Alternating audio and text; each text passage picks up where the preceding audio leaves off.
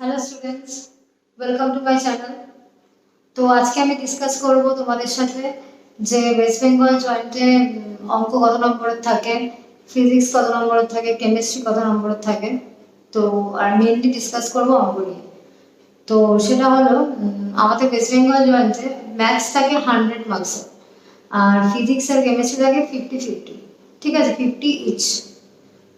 তো এবার ম্যাথসের তিনটে ক্যাটাগরি থাকে, তিনটে ক্যাটাগরি, ক্যাটাগরি 1, 2, 3।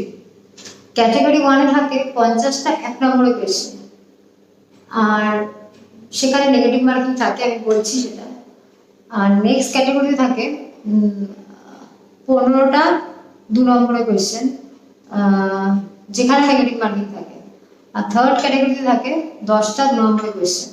তো হলো 50+30+20, 100 মার্কস। লাস্ট ক্যাটাগরিটাতে মাল্টিপল কারেক্ট অপশনস থাকে, মানে ধরো কোনো একটা কোয়েশ্চেনে এ আর সি কারেক্ট অপশন হতে পারে, বা এ বি সি তিনটে কারেক্ট অপশন হতে পারে, কিন্তু ওখানে পার্ট মার্কিং আছে। ধরো তুমি এ আর বি কারেক্ট অপশন আছে, বাট তুমি যদি বিটাকে কারেক্ট অপশন করেছো, তো এটা করোনি, তাতে তুমি হাফ মার্কস পাবে, ঠিক আছে, মানে 2-এ 1 পাবে। কিন্তু যদি তুমি ভুল আনসার করে থাকো, এটাতে কোনো নেগেটিভ মার্কিং নেই, যেটা আগের গুলোতে আছে। তো চলো আমরা চলে যাই। আর আজকে আমি শেখাবো কোন চ্যাপ্টার থেকে কতগুলো কোয়েশ্চেন আসে অ্যাপ্রক্সিমেটলি। এরকম নাকি প্রতি বছর সেম আসে, কোনো কোনো বছর কমপ্লেক্স নাম্বার থেকে 4টে কোয়েশ্চেন আসে, কোনো কোনো বছর কমপ্লেক্স নাম্বার থেকে 2টো কোয়েশ্চেন আসে, ঠিক নেই, মানে মোটামুটি অ্যাভারেজে আমি একটা স্ট্রাকচার দিচ্ছি। তো আমাদের নতুন এই চ্যানেলে নতুন সিরিজ শুরু হবে, ওয়েস্ট বেঙ্গল যে সিরিজ। তো তোমরা সবাই জয়েন করবে, হোপফুলি তোমাদের এতে হেল্প হবে। ঠিক আছে, তাহলে চলো শুরু করি। ক্যাটাগরি 1,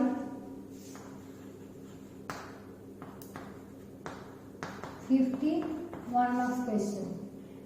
সেখানে তুমি যদি একটা ভুল আনসার করো, তাতে তোমার 0.25 মাইনাস হবে, 0.25 মাইনাস হবে, ঠিক আছে, for wrong answer. Category 2,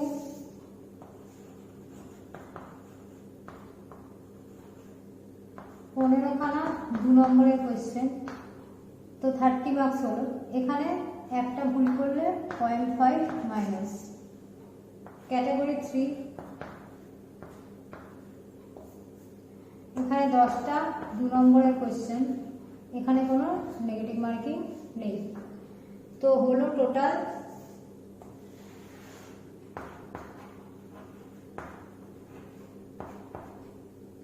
75 questions,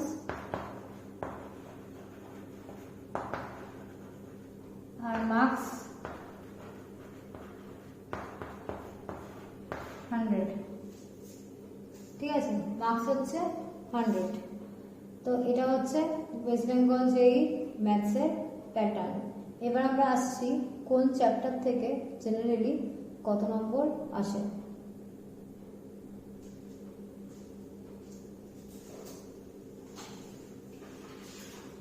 প্রথমে আমরা আসছি সেট সেট রিলেশন। সেট আর রিলেশন থেকে মোটামুটি 4টে কোয়েশ্চেন আছে, ঠিক আছে। তারপরে চলে আসছি আমরা ফাংশনস।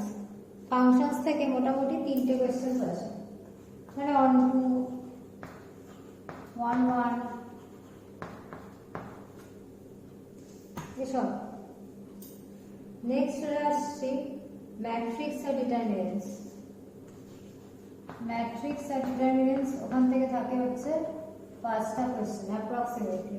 এবার কোনোবার 4টেও আসতে পারে, কোনোবার 6টাও আসতে পারে, মোটামুটি এরকম থাকে। Sequence series, complex number,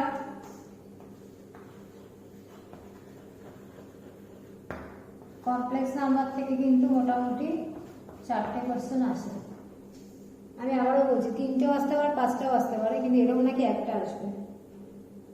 sequence আর সিরিজ থেকে বেশি আসে না, লাস্ট বার এসেছিল একটা কোয়েশ্চেন, একটা কি দুটো আসে, দুটোই ধরো। ঠিক আছে। এক্সপোনেনশিয়াল অ্যান্ড লগ এই সংক্রান্ত কোয়েশ্চেন থাকে মোটামুটি একটা কি দুটো,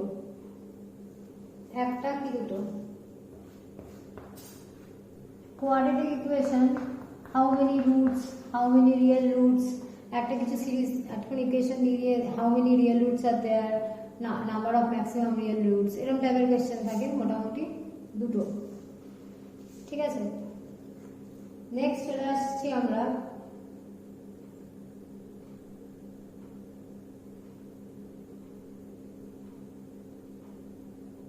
পারমুটেশন কম্বিনেশন। পারমুটেশন কম্বিনেশন থেকে দুটো মতো অঙ্ক একদম শিওরলি আসে। পারমুটেশন কম্বিনেশন প্রবাবিলিটি সেকশন থেকে তিনখানা অঙ্ক তো মিনিমাম আসে প্রবাবিলিটি সেকশন থেকে। নেক্সট চলে আসছি আমরা লিমিট, কন্টিনিউইটি, ডিফারেন্সিয়েবিলিটি। এটা একটা বেশ ইম্পর্টেন্ট কোশ্চেন। লিমিট, কন্টিনিউইটি, ডিফারেন্সিয়েবিলিটি, এখান থেকে প্রায় 7টা প্রশ্ন আসে। লিমিট, কন্টিনিউইটি, ডিফারেন্সিয়েবিলিটি, এর মধ্যে রোলিস ল্যাগ্রেঞ্জও পড়ছে মিন ভ্যালু থিওরেম। ঠিক আছে, ডিফারেন্সিয়েশনের অ্যাপ্লিকেশন, ডিফারেন্সিয়েশনের অ্যাপ্লিকেশন থেকে মোটামুটি 7টা প্রশ্ন আসে। তার মধ্যে রয়েছে maximum, minimum, tangent, normal, significance of derivative, এই সব সংক্রান্ত।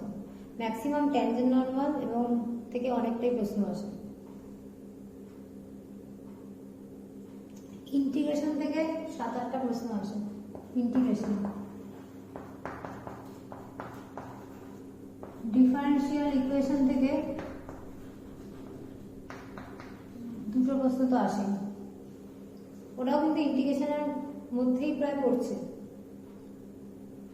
ট্রিগোনোমেট্রিক ইনভার্স, ট্রিগোনোমেট্রিক ইনভার্স থেকে 3টে প্রশ্ন তো প্রায় আসে। Trigonometric inverse, coordinate geometry most important, এখান থেকে প্রায় 14টা প্রশ্ন আসে।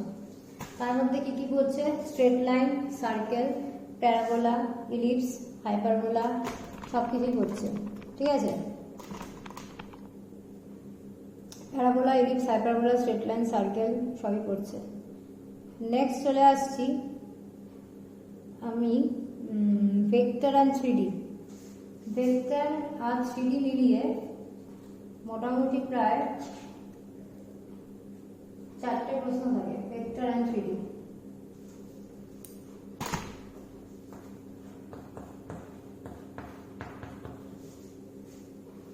ঠিক আছে, তাহলে ভেক্টর 3D মিলিয়ে মোটামুটি 4টে প্রশ্ন থাকছে। তোমরা দেখতে পাচ্ছ যে আমার কি থাকছে, সেট রিলেশন থেকে 4টের মতো, ফাংশনস থেকে 3টে, ম্যাট্রিক্স অ্যান্ড ডিটারমিনেন্টস থেকে 5টার মতো, সিকোয়েন্স অ্যান্ড সিরিজ থেকে 2টো, কমপ্লেক্স নাম্বার থেকে 4টে। 19-20 কিন্তু হতে পারে, 1-2 প্রশ্ন এদিক ওদিক হতে পারে, কিন্তু এরকমই থাকে। তো কোঅর্ডিনেট জিওমেট্রি থেকে দেখতে পাচ্ছ প্রায় 14টার মতো প্রশ্ন থাকে। তার মধ্যে স্ট্রেট লাইন রয়েছে, সার্কেল, প্যারাবোলা, ইলিপস, হাইপারবোলা সবই রয়েছে। ঠিক আছে, তো তোমরা